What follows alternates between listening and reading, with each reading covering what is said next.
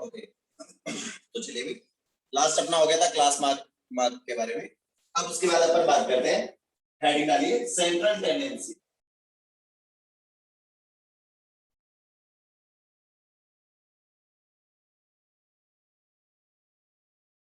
Central tendency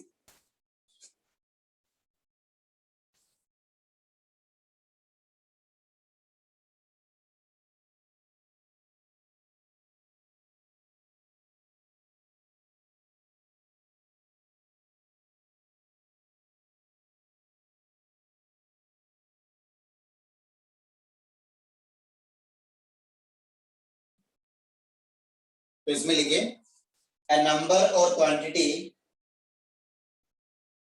a number or quantity which is a number or quantity which is representative of a set of data, a number or quantity which is representative of a set of data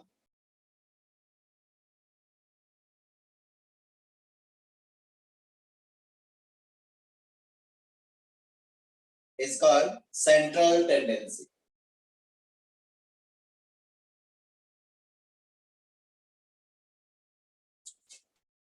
The measure of this kind is known as average.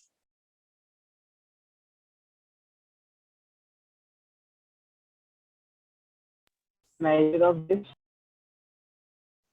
The measure of this kind, the measure of this kind is known as average. तो central tendency को अपन क्या बोल सकते हैं, एक तरह से average भी बोल सकते हैं। ओके यस ओके तो उसके बाद लिखे measure of central tendency, measure of central tendency और एवरेज।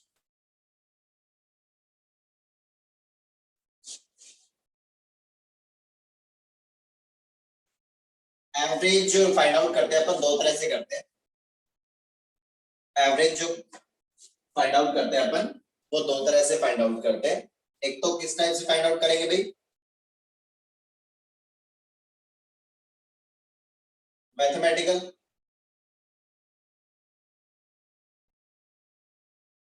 मैथमेटिकल फॉर्म के अंदर अपन फाइंड आउट करेंगे। और दूसरा अपन किस टाइप से फाइंड आउट कर सकते हैं, एक तो मतलब एवरेज दो तरह से फाइंड आउट कर सकते हैं किसी भी चीज। एक तो उसको अपन कैसे फाइंड आउट कर सकते हैं, मैथमेटिकल, और दूसरा अपन कैसे फाइंड आउट कर सकते हैं, पोजिशनल।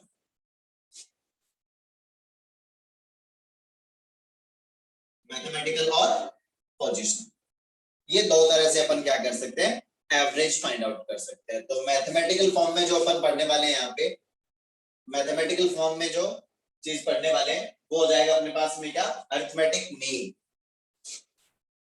क्या हो जाएगा अपने पास, अरिथमेटिक मीन।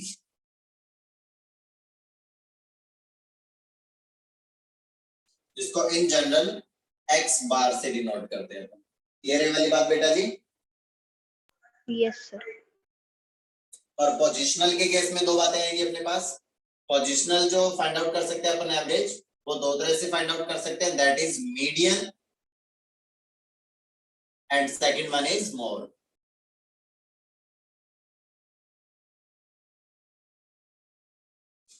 क्लियर वाली बात बेटा? Yes sir.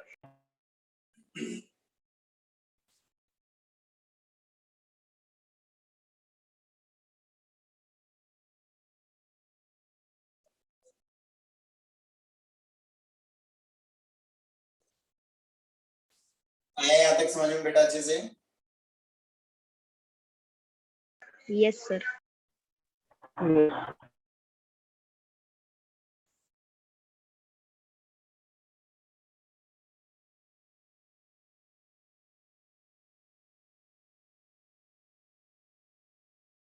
ओके तो पढ़े इनके बारे में भाई कि ये मीन कैसे फाइंड आउट करते हैं, मीडियन कैसे फाइंड आउट करते हैं, और मॉड कैसे फाइंड आउट करते हैं, कोई भी जो अपने पास डेटा गिवन होगा उसका। देखें, हो गया नोट डाउन ये वाला? Yes, sir. ओके, तो चलिए भाई फाइंड आउट करके देखते हैं जरा कि मैथमेटिकल फॉर्म में कैसे फाइंड आउट करेंगे और पोजिशनल फॉर्म में कैसे फाइंड आउट करेंगे, वो देख लेते हैं। तो फर्स्ट ऑफ ऑल अब लिखिए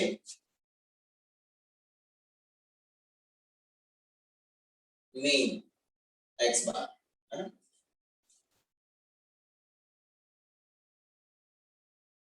और अनग्रुप्ड डेटा। जब अपने पास डेटा जो है वो अनग्रुप्ड दे रखा होगा, उस केस में अपन जो डेटा गिवन है उसका मीन कैसे फाइंड आउट करेंगे उसके बारे में अपन बात करेंगे, है ना।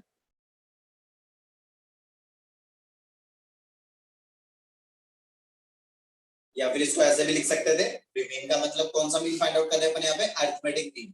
तो arithmetic mean of individual observations भी बोल सकते हैं इसको, अनग्रुप्ड डेटा जिसको अपन बोल सकते हैं। तो वो क्या हो जाएगा, mean of n numbers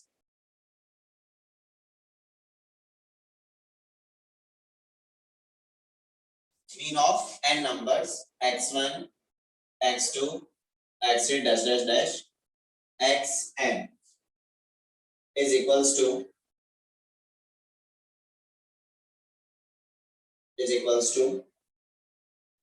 sum of observations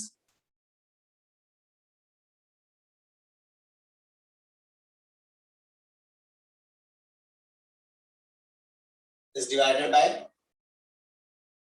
total number of observations.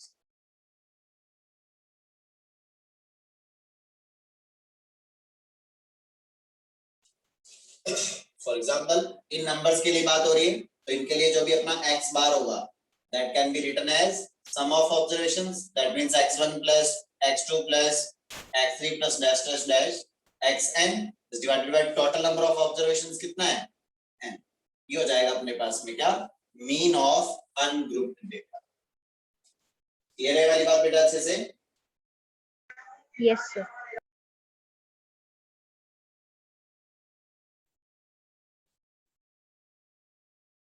तो इसको अगर अपन सिग्मा की फॉर्म में लिखना चाहें तो ऐसा भी लिख सकते हैं, x bar is equals to summation of xi where I is equals to 1 to n is divided by n। इसका मतलब क्या होगा, समेशन का मतलब क्या होता है भाई, यहाँ पे अपन जो भी अपने पास यहाँ पे लोअर लिमिट और अपर लिमिट्स जो दे रखी हैं, है ना, सिग्मा के केस में, है ना, ये जो भी इंटीजर्स आएंगे 1 से कहां तक इंटीजर लेने के लिए कह रहा है ये n तक, तो एक एक करके इंटीजर पुट करते जाएंगे जो भी वेरिएबल है। तो वेरिएबल यहाँ पे क्या किसको बोला इसने, i को वेरिएबल बोला है, तो यहाँ पे ये रहा आपके पास i। तो यहाँ पे जैसे ही सबसे पहले क्या रखेंगे 1 रखोगे तो हो जाएगा x1, फिर प्लस साइन लगा देंगे, समेशन का मतलब ये है। फिर उसके बाद नेक्स्ट अगला इंटीजर कौन सा होगा अपना 2, जैसे यहाँ पे 2 पुट करेंगे तो हो जाएगा x2, फिर प्लस लगा देंगे, फिर उससे अगला इंटीजर 3, दैट मींस हो जाएगा x3 plus plus plus last में क्या पुट करना है अपने को n, तो हो जाएगा xn is divided bye n। तो इस टाइप से ये होता है अपना क्या, सिग्मा, इसको अपन बोलते हैं सिग्मा। ये जो सिंबल गिवन है इसको सिग्मा बोलते हैं। सिग्मा का मतलब ये होता है समेशन। ओके, क्लियर है वाली बात बेटा अच्छे से?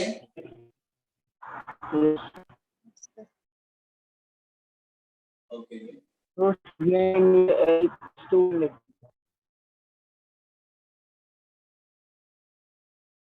क्या करो बेटा? यहाँ के नीचे L equals 1 रहेगा। बेटा जब आवाज क्लियर नहीं आ रही है बेटा तुम्हारी।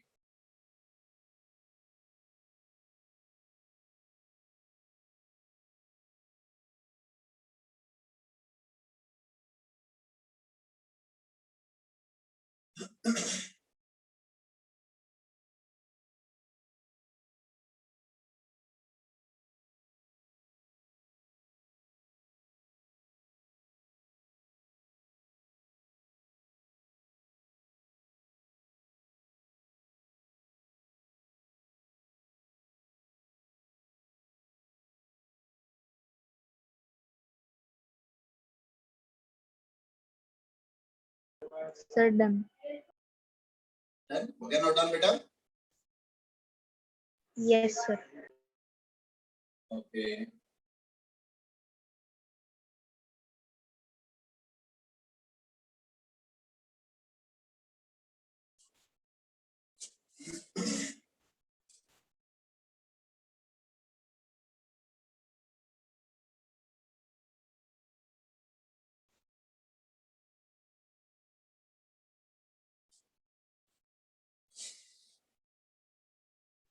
इस पे देख लेते हैं एक छोटा सा क्वेश्चन।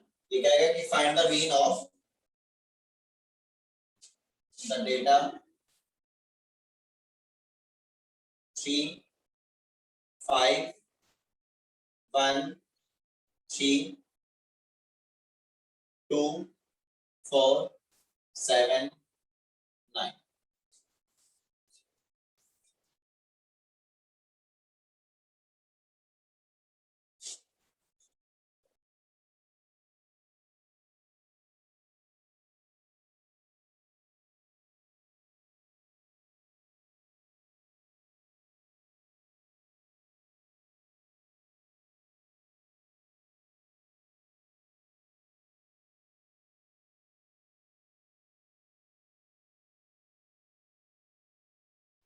सर 4.25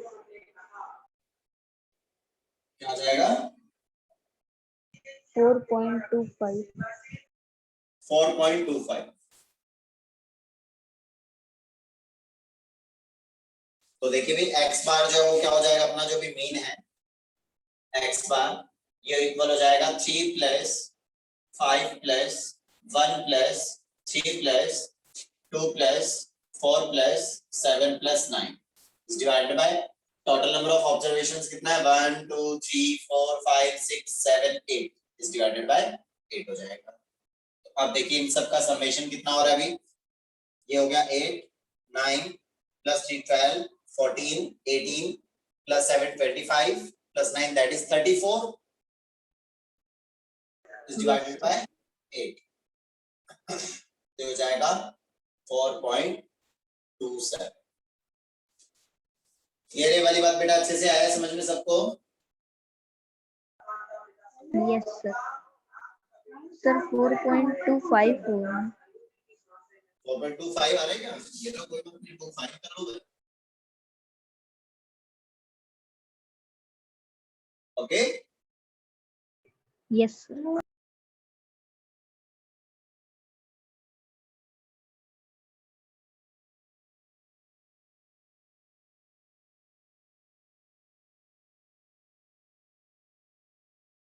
बढ़िया आगे बेटा। Yes sir. ओके तो ये हो गया अपने पास mean for ungrouped data. Okay दूसरा अपन देखते हैं mean for group data. Mean for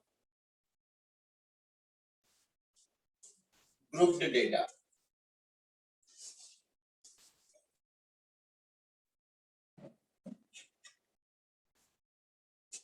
mean for group data.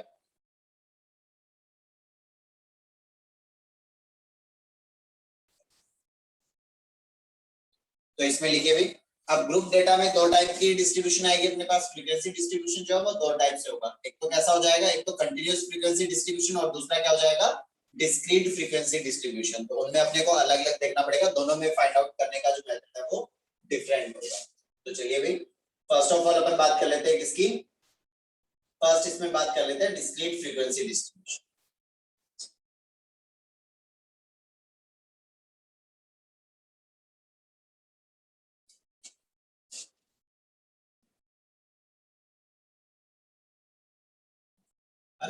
Mean for discrete frequency distribution. तो इसमें अपने पास में सिचुएशन क्या गिवन होगी, डिस्क्रीट फ्रीक्वेंसी डिस्ट्रीब्यूशन का मतलब ये हुआ कि अपने पास में जो भी ऑब्जर्वेशंस होंगे उनको अपन एक तरफ लिखेंगे और उसके सामने उसकी क्या लिखेंगे फ्रीक्वेंसीज लिखेंगे। क्लियर है वाली बात बेटा जी? मतलब ये हुआ अपना मान लो फर्स्ट ऑब्जर्वेशन, फर्स्ट ऑब्जर्वेशन के लिए पहले जो भी उसकी फ्रीक्वेंसी गिवन है, सेकंड ऑब्जर्वेशन के लिए जो भी उसकी फ्रीक्वेंसी गिवन है, थर्ड ऑब्जर्वेशन के लिए जो भी उसकी फ्रीक्वेंसी गिवन है। ऐसे ही चलते में जो nth ऑब्जर्वेशन है उसके रेस्पेक्ट में उसकी nth अपने पास में क्या गिवन होगी, एक फ्रीक्वेंसी गिवन होगी। डिस्क्रीट फ्रीक्वेंसी डिस्ट्रीब्यूशन इसी टाइप से गिवन होगा बेटा। Yes sir. ये वाली बात यहां तक सबको आया अच्छे समझ में? Yes sir. ओके तो इसका मतलब ये हुआ कि x1 जो है उसको मतलब अपना बेसिक मोटिव अपना क्या होता है कि जितने भी ऑब्जर्वेशन है, मेन का मतलब ये हुआ कि जितने भी ऑब्जर्वेशन है उन सारे ऑब्जर्वेशन का समेशन करना है अपने को, ठीक है ना। तो यहाँ पे जैसे लिखा हुआ है x1 को वो कह रहा है कि कितनी बार काउंट करना है, उसकी फ्रीक्वेंसी कितनी बार, वो रिपीट कितनी बार हो, फ्रीक्वेंसी का मतलब उसका रिपीटिशन ही तो है, f1 टाइम्स रिपीट हुआ। मान लो कि जैसे 2 है, 2 3 टाइम्स रिपीट हुआ, इसका मतलब 2 कितनी बार आएगा ऑब्जर्वेशन जब भी अपन ने लिए, तो 2 कितनी बार ऑब्जर्व हुआ, 3 टाइम्स। तो इसका मतलब अगर मैं उसका मीन फाइंड आउट करूंगा तो 2 कितनी बार ऐड होगा, 3 टाइम्स ही तो ऐड होगा। इससे अच्छा मैं सीधे डायरेक्ट इन दोनों को क्या कर दूं, मल्टीप्लाई करके सीधे डायरेक्ट 6 लिख दूं, या तो 2 + 2 + 2 करूं, या फिर मैं सीधे डायरेक्ट उसको क्या लिख दूं, 6 लिख दूं। बात एक ही तो है बेटा। अरे क्लियर है क्या ये वाली बात?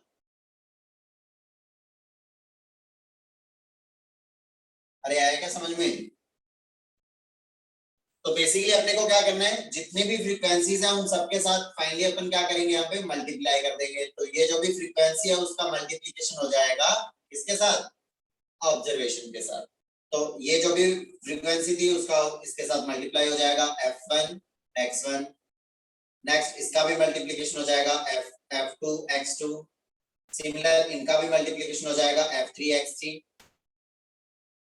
सिमिलर ऐसे में ये हो जाएगा fn xn।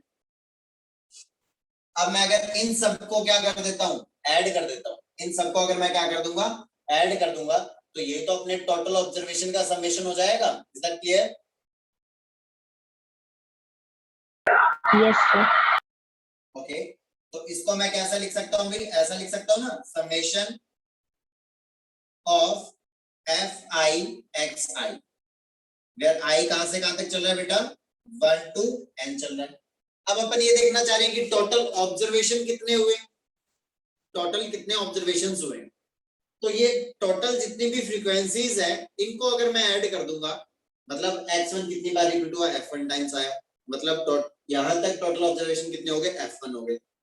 फिर x2 कितनी बार आया, f2 टाइम्स आया। तो इसका मतलब ये हुआ कि फिर यहां तक अगर मैं यहां तक काउंट करना चाहूंगा तो टोटल ऑब्जर्वेशन कितने आए, f1 + f2, इन दोनों की जितनी बार फ्रीक्वेंसी हुई उतनी बार वो हुआ। इसका मतलब अगर मैं total number of observation check करना चाहूंगा तो मैं इनकी फ्रीक्वेंसीज का क्या कर दूंगा, सम कर दूंगा। क्लियर है वाली बात बेटा, अच्छे से आया क्या समझ में? Yes, sir. तो ये हो जाएगा अपना क्या, summation of fi, where I is equals to 1 to n। ये हो जाएगा अपने पास टोटल नंबर ऑफ ऑब्जर्वेशन। तो अपन अच्छे से जानते हैं अभी x बार अपना क्या होता है, अभी sum of observations is divided by total number of observations। Clear है वाली बात बेटा जी? तो यहां से x बार अपने पास क्या हो जाएगा, x बार हो जाएगा summation of fi xi, where I is equals to 1 to n, जितने भी ऑब्जर्वेशंस है सबका समेशन, इनका मल्टीप्लिकेशन फ्रीक्वेंसीज का मल्टीप्लिकेशन ऑब्जर्वेशन के साथ, और फिर उसका summation is divided by total number of observations, that is f of I, where I is equals to 1 to n। f of I ये क्या होता है अपना टोटल नंबर ऑफ ऑब्जर्वेशन, उसको अपन क्या कर सकते हैं, कैपिटल N से या फिर स्मॉल n से भी वो बता सकता है। बेसिकली अपने को समझ में आना चाहिए कि अपन फाइंड आउट क्या कर रहे हैं और वो कैसे फाइंड आउट। क्लियर है वाली बात बेटा, आया अच्छे से समझ में सबको? किसी को कोई डाउट है तो बोलो। आ गया, sir.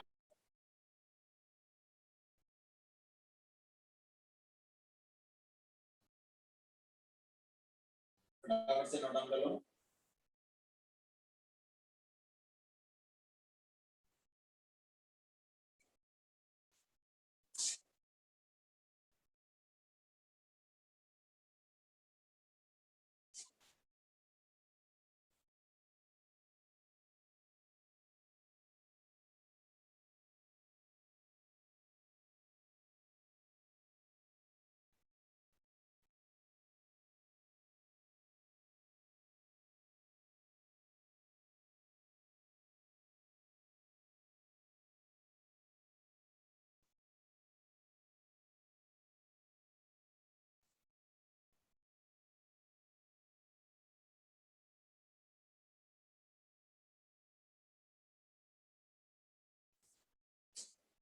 जल्दी से नोट डाउन कीजिए।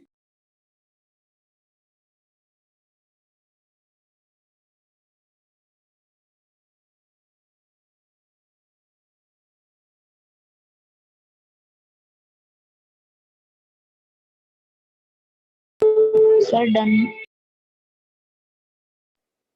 हो गया अभी? Yes, sir. तो इस मेथड को अपन क्या बोलेंगे? ये अपना डिस्क्रीट फ्रीक्वेंसी के अंदर पहला मेथड था, फर्स्ट मेथड था, और इस मेथड को अपन बोलेंगे कौन सा मेथड? Direct method.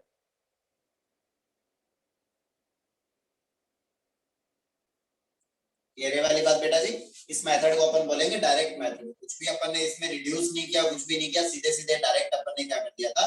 मल्टीप्लाई किया, जो भी ऑब्जर्वेशन था उसको फ्रीक्वेंसी से मल्टीप्लाई किया, समेशन लिया, टोटल जो भी अपने पास समेशन आया ऑब्जर्वेशन का उसको डिवाइड कर दिया टोटल नंबर ऑफ ऑब्जर्वेशन से। क्लियर है वाली बात बेटा अच्छे से?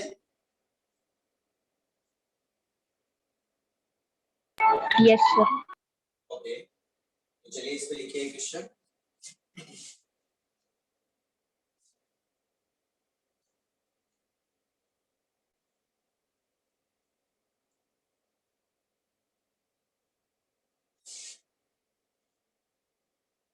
Question is,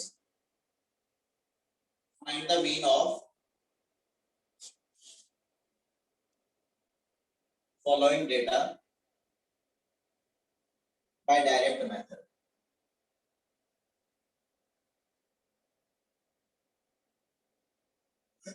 डेटा तुम्हारे पास गिवन है,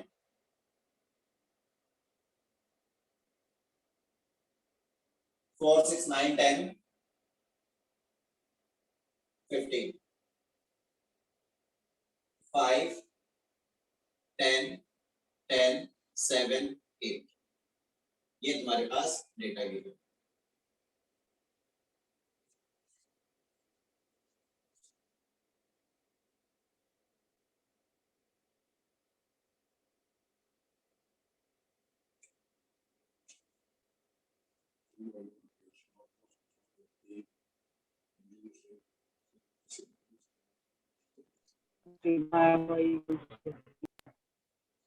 क्या बेटा? Sir, 9. 9 आ रहेगा? Yes, sir. बिल्कुल करेक्ट है बेटा। तो फर्स्ट ऑफ ऑल अपन क्या करेंगे भी, यहाँ से डायरेक्ट मेथड के लिए अपन क्या करेंगे? फ्रीक्वेंसी का ऑब्जर्वेशन के साथ मल्टीप्लिकेशन। ये कितना हो जाएगा? 4 into 5 दैट इज 20, 60, 90, 70, और ये कितना हो जाएगा बेटा? 120। क्लियर है वाली बात बेटा? ओके, तो यहाँ पे ये summation of F I X I कितना आ जाएगा बेटा अपना? इनका समेशन ये कितना आ रहा है फटाफट से बता दो। 360. 360।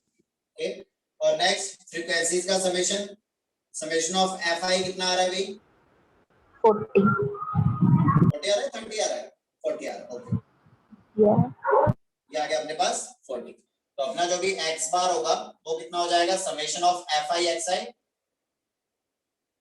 is divided by total number of observations, summation of fi भी बोल सकते हैं जिसको, या फिर ये फॉर्मूला तुम्हें ये भी लिखा हुआ मिल सकता है, fi xi is divided by n भी लिखा हुआ मिल सकता है। ओके, n का मतलब summation of fi होगा, summation of frequencies, वही तो अपना total number of observation के इक्विवेलेंट होगा। तो x बार जो ये इक्वल हो जाएगा किसके बेटा जी? That is 360 degree. क्यों लगा दिया भाई? 360 नाम आते ही डिग्री लगा देते हैं तो लोग, है ना? ये कैंसिल आउट हो गया, ये कितना आ गया अपने पास? 9। सो x bar of the given data is 9। Clear है वाली बात बेटा अच्छे से? Yes, sir. ओके, जल्दी से नोट डाउन करो।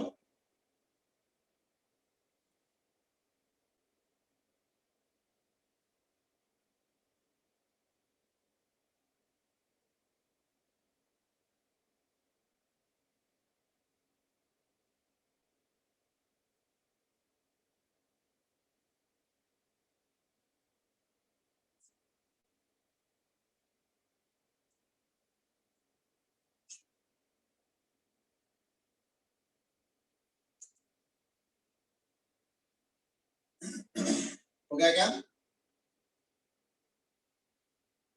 Yes, sir.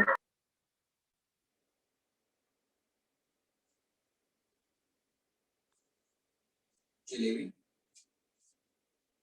नेक्स्ट क्वेश्चन लिखिए।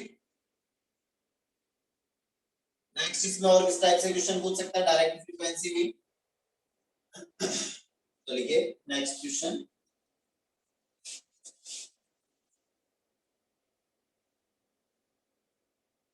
Find the value of k if the mean of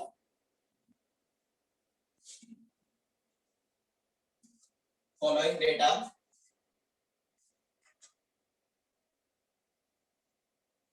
is 14। जो डेटा है वो अपने पास कुछ इस टाइप से गिवन है।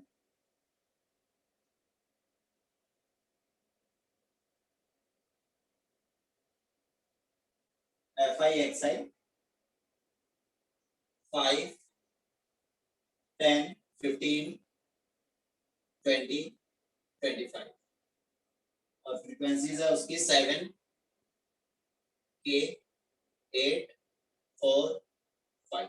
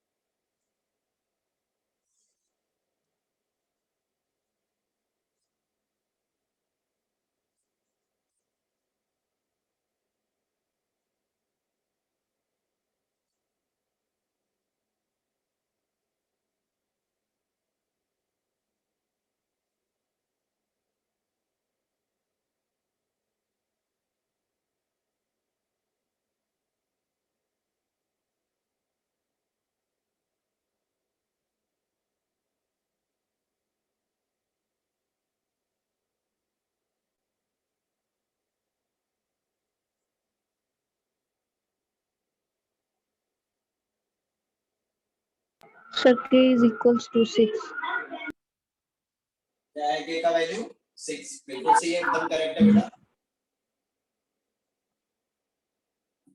चलिए भाई, तो अपन ने को ऐसा मान के चले कि अपने को एक बार के लिए अपन ने मान लिया कि मीन पता नहीं है। अपन अगर एक्चुअली जो डेटा गिवन है इससे अगर मीन फाइंड आउट करेंगे तो वो क्या आएगा, तो वही अपना मेथड मीन फाइंड आउट करने का देख लेते हैं भाई। फ्रीक्वेंसी का मल्टीप्लिकेशन करेंगे ऑब्जर्वेशन के साथ, ये कितना हो जाएगा 35 10 into k that is 10 times k। Okay, similar ये हो जाएगा 120, सिमिलर ये हो जाएगा कितना 80 और ये हो जाएगा 125। क्लियर है वाली बात बेटा जी। अब यहाँ पे अपन बात करेंगे समेशन ऑफ fi xi। क्या हो जाएगा भी fi xi कितना आ जाएगा, इनका समेशन करोगे तो कितना हो जाएगा, तो ये कांस्टेंट वाली टर्म्स है, इन सबको ऐड करोगे तो ये कितना आ रहा है समेशन इसका, कितना आ रहा है बेटा,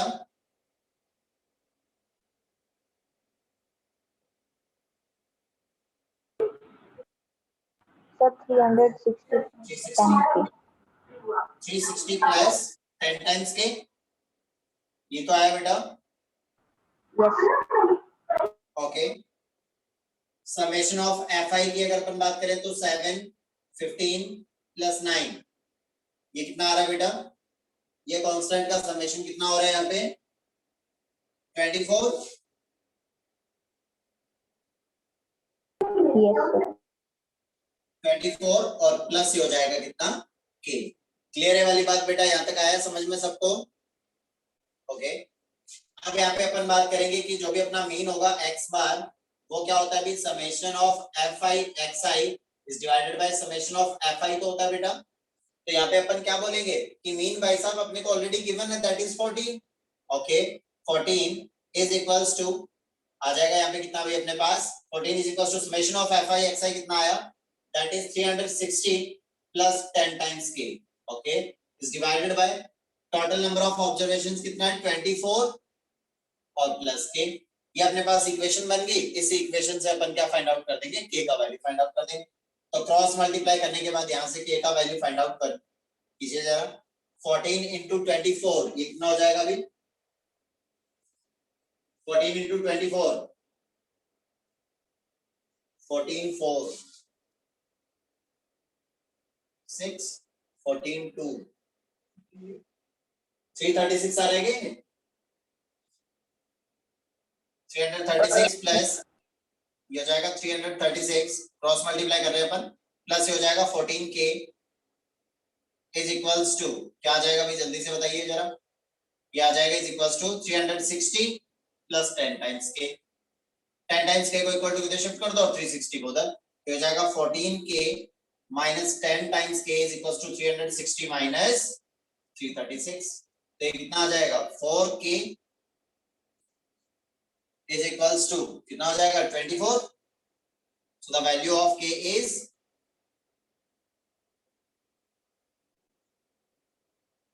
6 क्लियर हुआ बेटा आया समझ में सबको अच्छे से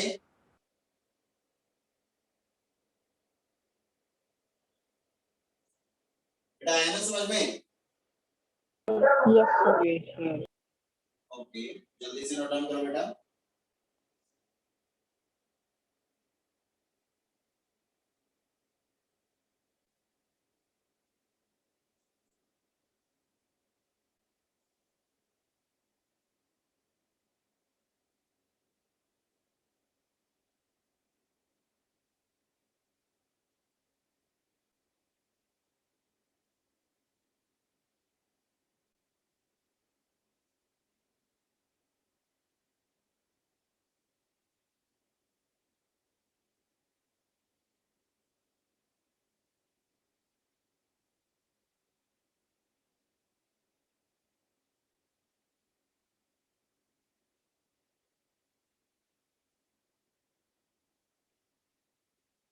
हो गया note down Yes, sir.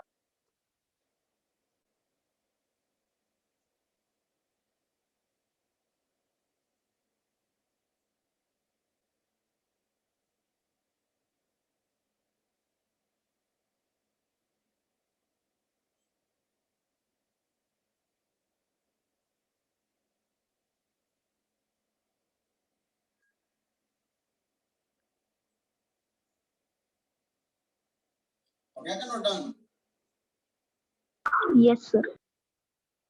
Okay चलिए भाई तो ये था अपना डायरेक्ट मेथड अब उसके अलावा अपन पढ़ेंगे इसमें एज्यूम्ड मीन मेथड है ना एज्यूम्ड मीन मेथड होगा और एक और होगा अपने पास में क्या है इसमें Sir, सर प्लीज हो जाएगा ओके बेटा ओके कोई दिक्कत नहीं है अभी होमवर्क नहीं देंगे है ना इसके अंदर अपने पास में जो भी मीन फाइंड आउट करने के अपने पास में टोटल कितने मेथड होते हैं अभी